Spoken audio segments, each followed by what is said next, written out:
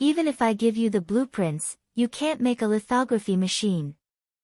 When Chinese scientists visited ASML in the Netherlands, ASML executives once made such a sarcastic remark about China, which was extremely arrogant. To be honest, decades ago, China's technology was still in its infancy, and it was almost entirely dependent on imports in cutting-edge fields such as chips, lithography machines, hand-torn steel, and shield machines. Take chips for example. In 2018 alone, China spent as much as $400 billion on chip imports. It can be said that it was stuck by foreign companies. The United States launched comprehensive sanctions against China's semiconductor industry.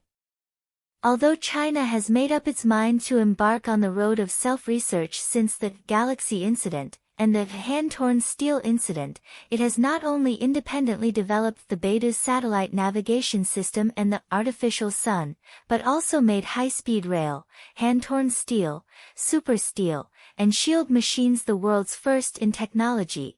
And Huawei's Kirin chip has also risen strongly in the field of mobile phone chips, surpassing Qualcomm. But a big tree attracts the wind.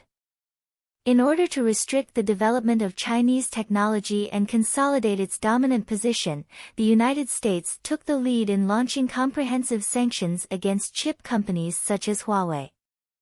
In fact, it first launched a large-scale entity list, putting more than 1,000 Chinese companies such as Huawei, ZTE, and Inspur on the blacklist, and then forcibly changed the chip rules, prohibiting TSMC from providing chip foundry services to Huawei, and even signed a tripartite agreement with the Netherlands and Japan, not allowing them to export advanced process lithography machines, etching machines and other equipment to China, attempting to completely block China's chips at the 14 nanometers process.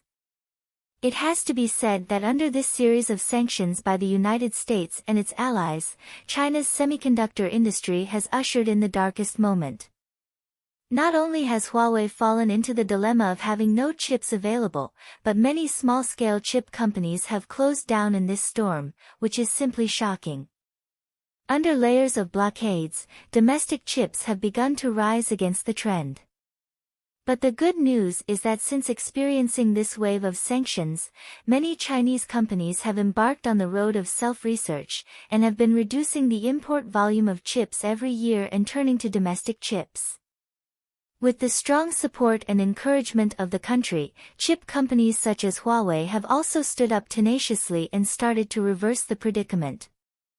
Thanks to its unremitting efforts and heavy investment in research and development, Huawei finally achieved a breakthrough in just 3 years. The Mate 60 series and P70 series equipped with Kirin chips were once in short supply, and Huawei returned to the top of domestic mobile phones with a 17% share in the first quarter of this year. Not only that, in addition to the strong return of Huawei Kirin chips, China has also continued to explode in the field of chip manufacturing. Take SMIC as an example. Its plan to continuously build factories and expand production in recent years has also been reported this year. According to data, SMIC's revenue in the first 2 quarters of this year has continuously surpassed GlobalFoundries and UMC to become the world's second largest vertical wafer manufacturer, second only to TSMC. In addition, China's total chip production in the first half of this year also reached 207.11 billion pieces, and the total export volume exceeded 540 billion, which means that China is getting closer and closer to the goal of 70% chip localization. As chip production capacity continues to increase, China's demand for lithography machines is also expanding. According to the data disclosed so far, China purchased a total of 88 lithography machines from ASML in the first half of this year, with a total value of about 34 billion yuan, and once again became ASML's largest business market. ASML suddenly announced that China's lithography machines may be annihilated.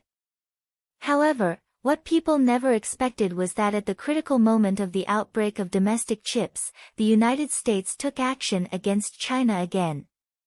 According to a report by the Global Times on August 31, under the pressure of the United States, the Netherlands suddenly announced a decision, that is, it plans to restrict ASML from providing after-sales service for lithography machines to Chinese customers, mainly targeting high-end models of lithography such as DUV. Which means that some of the lithography equipment currently purchased by China may not be able to operate as early as next year, which can almost be said to be annihilated. Not only that, ASML also made a statement some time ago, saying that under the intervention of the United States, it will not be able to continue to export lithography machines such as 1980i to the mainland market this year. Regarding the two heavy blows from the United States, many foreign media have said, without lithography machines, China's chips will probably fail to overtake on the curve. However, what disappoints the United States is that even if ASML can no longer export lithography machines such as 1980i to China in the future, even if some equipment is stopped from repairing services, the rise of China's chip industry will be unstoppable. On the one hand, China has made major breakthroughs in the field of lithography machines in recent years. For example, Shanghai Microelectronics has now conquered the key technology of 28 nanometers process lithography machines and is testing it. It is estimated that it will not take long for mass production to be used. Harbin Institute of Technology has also mastered the core three major technologies of EUV lithography machines. It can be said that domestic lithography machines are catching up with ASML. I don't know what the expressions of ASML executives who mocked China back then would be now. On the other hand, from 2023 to the first half of this year, the number of lithography machines purchased by China has reached more than 100, and most of them are low-end and mid-end models of lithography machines. The Netherlands is mainly for after-sales service of high-end DUV lithography machines this time, so the impact on China is not great, but they will lose more domestic market share. In addition, once China achieves self-sufficiency in low-end and mid-range lithography machines, it will not need to buy ASML's lithography machines in the future. At that time, ASML will also lose a lot of revenue and be completely controlled by the United States. As the saying goes, when the sky is crazy, there will be rain, and when people are crazy, there will be disasters. The reason why the United States can unscrupulously sanction China's semiconductor industry is mainly because it has a large number of chip technology patents, and the reason why the Netherlands has repeatedly fought against the United States, in addition to technical limitations, is mainly because it has the world's most advanced lithography technology. But 30 years in the East and 30 years in the West, today's China is no longer the China of decades ago. With the strong return of Huawei, the surge in chip production capacity and export volume, and the frequent breakthroughs in lithography machines, I believe that it will not take a few years for China to completely break the blockade, completely retreat from its dependence on foreign chips and lithography machines, and achieve a comprehensive overtaking on the curve. Please like if you agree.